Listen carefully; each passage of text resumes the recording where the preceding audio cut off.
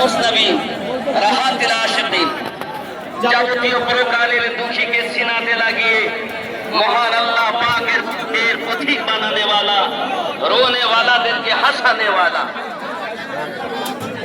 জাহান্নামী দিগকে জান্নাতের সুসংবাদ দেনে वाला নবী মুহাম্মদ রাসূলুল্লাহ সাল্লাল্লাহু আলাইহি ওয়াসাল্লামের উপরে কোটি দরুদ বৃষ্টির ন্যায় বর্ষিত হোক। সবাই বলি আল্লাহুম্মা আমিন।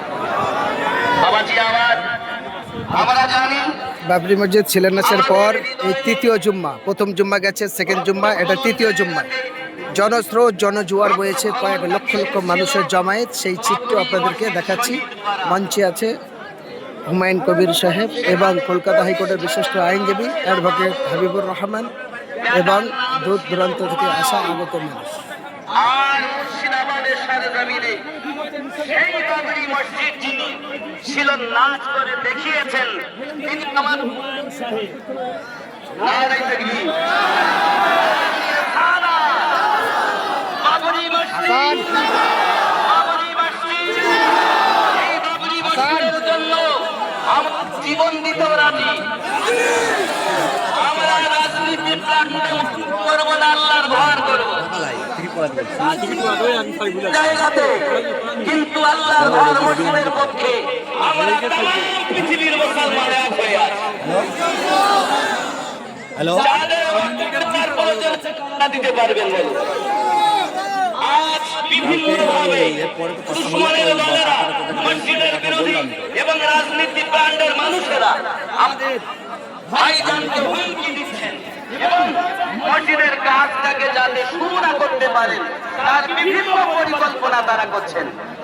আমরা আল্লাহ পাকের কাছে দোয়া করি, আল্লাহ আমাদের হৃদয়ে খনন জায়গাতে, রক্ত খনন জায়গাতে যিনি সামান্য একটু কোটি দিয়েছেন সেই মসজিদটাকে তোমার নবীর ওসিলাতে, আহলে পাকের সাদকাতে, তামাম মুর্শিদানে কেরামের সাদকাতে মসজিদটাকে সঠিকভাবে গড়িয়ে নাও। যদি বলি আল্লাহুম্মা আমিন, জোরে আল্লাহুম্মা আমিন।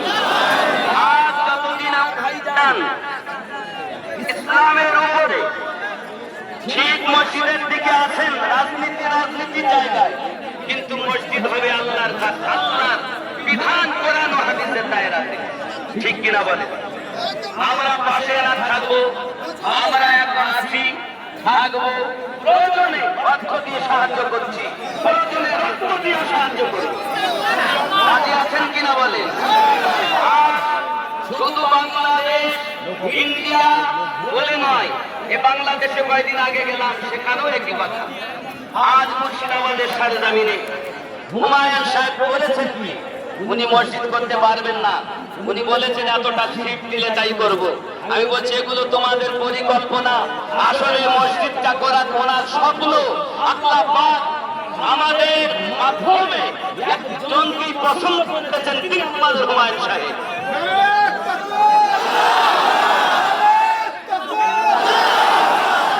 এই পৃথিবীর বুকে যত বড় জিনিসগুলো আছে সব মুসলমানদের দেওয়া।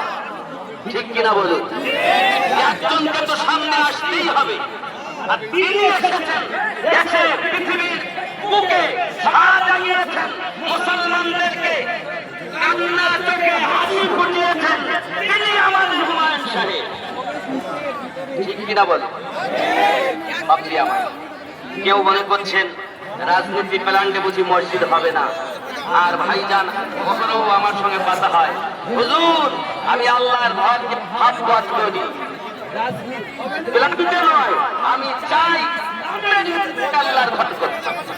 ঠিক কিনা? তাই হলেন আর কথা।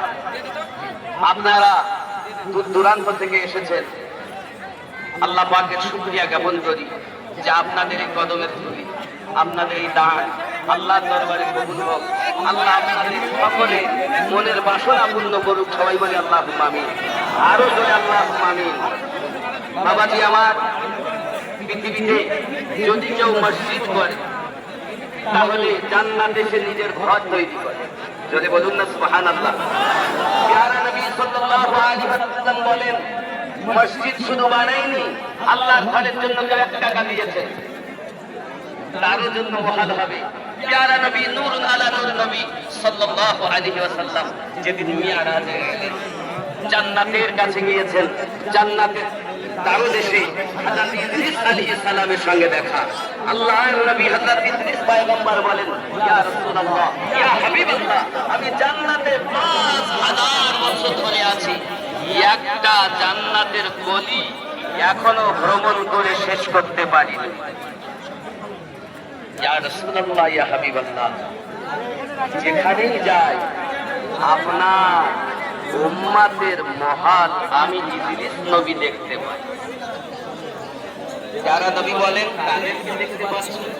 ইয়া রাসূলুল্লাহ, ইয়া হাবিবাল্লাহ, যারা দুনিয়াতে দান করেছে আল্লাহ পাক তাদের জন্য জান্নাতে মহাল তৈরি করে রেখেছে। জোরে বলুন না নারে তাকবীর।